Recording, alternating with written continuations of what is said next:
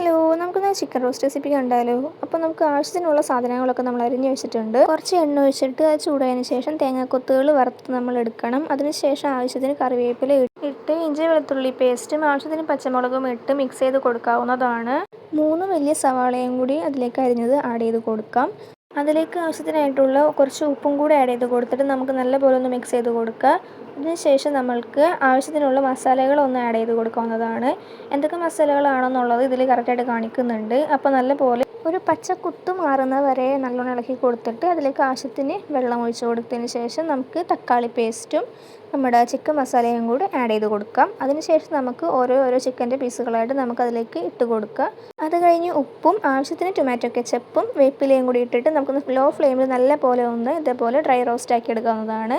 ഇത് നമുക്ക് ചപ്പാത്തി, പൊറോട്ട, വെള്ളയപ്പത്തിനോടൊപ്പം കൂട്ടി കഴിക്കാവുന്നതാണ്. അപ്പോൾ എല്ലാവർക്കും ഈ റെസിപ്പി ഇഷ്ടപ്പെട്ടെന്ന് വിചാരിക്കുന്നു. ഇഷ്ടപ്പെട്ടെങ്കിൽ ചാനൽ ഒന്ന് സബ്സ്ക്രൈബ് ചെയ്യണേ. അപ്പോൾ ഇന്നത്തേക്ക് ഇത്രയേ ഉള്ളൂ. ടാറ്റാ.